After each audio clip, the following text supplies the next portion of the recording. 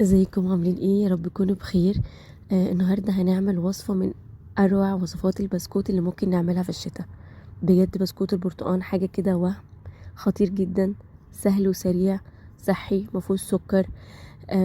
لما ناخد واحده كده مع كوبايه النسكافيه بتاعتنا او كوبايه الشاي بتاعتنا على الصبح، بجد تودينا في حته تانية جدا. واحده منه مشبعه جدا. كمان هنعمل كراميل البرتقال، طريقه سهله قوي وسريعه جدا وبسيطه جدا. آم، لما بنعمل البسكوت ده بيخلي ريحة البيت كله كده برتقان وقرفة، بتودينا في حتة تانية خالص وتحسسنا فعلا بالدفى. اتمنى تجربوا الوصفة واتمنى بجد تعجبكم. اول حاجة عندي برتقانة، هكون غسلها كويس جدا لان احنا هنستخدمها بقشرها، علشان القشر بيعزز طعم البرتقان في العجينة، وكمان بيخلي لون العجينة برتقاني كده وشكله حلو. هقطعها 4 تربع بالشكل ده. بعد كده بقى عندي الكبة، هبدأ احضر بقى المكونات بتاعتي. عندي كوباية وتلت من دقيق الشوفان. بعد كده احط عليهم البرتقانة اللي احنا مقطعينها 4 تربع. بعد كده احط نص كوباية من معجون التمر، او نص كوباية لو عندنا تمر صحيح مش معجون برضو هنحط نص كوباية. وهضربه كويس قوي في الكبة لغاية ما اشوفه بقى لونه برتقاني حلو ازاي وريحته كمان جميلة، لغايه ما احس ان البرتقان كده اندمج مع بقيه المكونات. هنلاقي العجينه بتلزق جامد. هحطها في التلاجة نص ساعه عقبال ما ابدا احضر الكراميل بتاع البرتقان.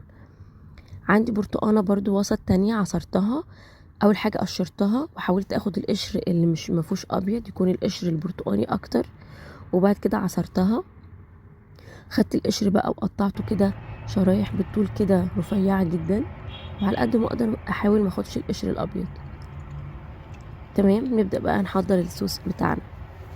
عندي طاسة بقى على النار، هحط فيها حوالي ربع كوباية من المية، وهحط عليها معلقتين كبار من اي سكر دايت او ربع كوباية من العسل. هقلبهم كويس كده وهعلي النار عليهم لغاية ما يبدأوا يغلوا. اول ما عندي المية بالسكر تبدأ تغلى كده واحس ان السكر او العسل دابوا في المية تماما، هبدأ احط بقى بقية المكونات بتاعتي. هحط بقى عصير البرتقانة الوسط اللي احنا عصرناها، واحط معلقة صغيرة من القرفة. ههدي النار عليهم، هأديهم تقليبة، واحط قشر البرتقان بقى اللي احنا قشرناه هحطه فيهم. وعلى فكرة ممكن برضو نقطع برتقان حلقات ونحطهم برضو في الكراميل ده. هحط بقى قشر البرتقان اللي احنا قطعناه رفيع جامد كده، وهغطي عليه واوطي النار عليه واسيبه يكرمل مع نفسه خالص. وكل شوية اديله تقليبة لغاية ما احس كده ان الصوص تقل معايا. بصوا الشكل ازاي، بجد ريحته في المرحلة دي بيبقى وهم، الدنيا كلها بتبقى مليانة برتقان. بعد كده عندي بقى العجينة بتاعتي بقى شكلت، طلعت بقى من التلاجة كده ماسكة نفسها، اقدر اشكلها.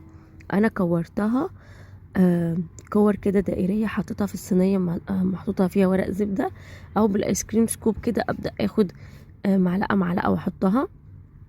وبعد كده بورق زبدة صغيرة كده مقطعة مربعة صغيرة، وهبدأ اضغط عليها باي كوب معياري او اي كوباية عندنا. بضغط عليها نص ضغطة، مش ضغطة كاملة، عشان احنا مش حاطين مادة رافعة في البسكوت، مش حاطين ولا بيكنج باودر ولا بيكنج صودا.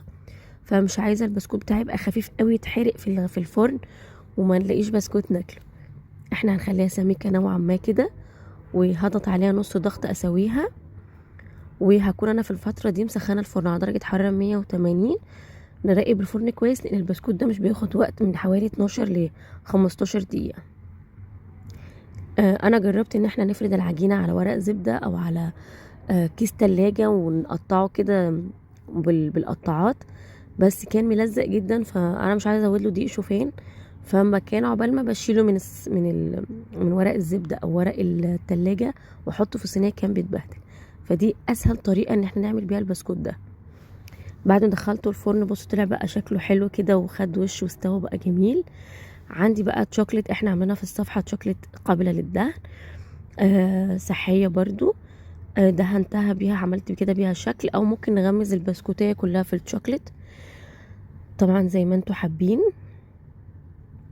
زينتها بالشكل ده، وبعد كده احطها برضو في التلاجة حوالي 10 دقايق بس كده الشوكليت تمسك وتبقى ناشفة مش سايلة.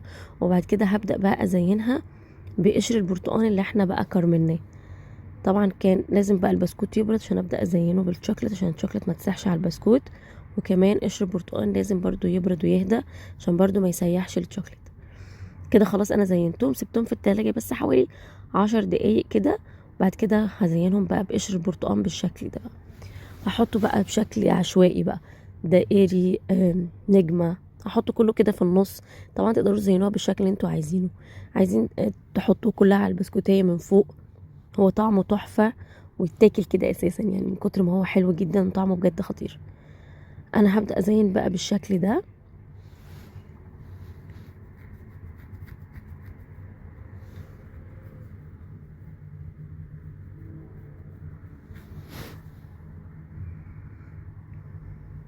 ريحة البرتقال مع القرفة خطيرة بجد.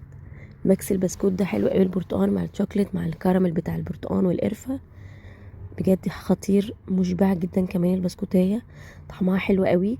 اتمنى بجد تعجبكم الوصفة، اتمنى انتوا تجربوها. انا كده خلاص زينت بقى البسكوت بتاعي بالشكل ده، شكله حلو قوي. كمان لما نقدمه للضيوف محدش بيصدق ان الوصفات دي دايت، محدش بيصدق ابدا ان الوصفات دي بتبقى صحية من كتر ما هي طعمها حلو وشكلها كمان خطير. انا عندي طبق زينته كده بالشوكليت وحطيته برده في الفريزر كده يجمد.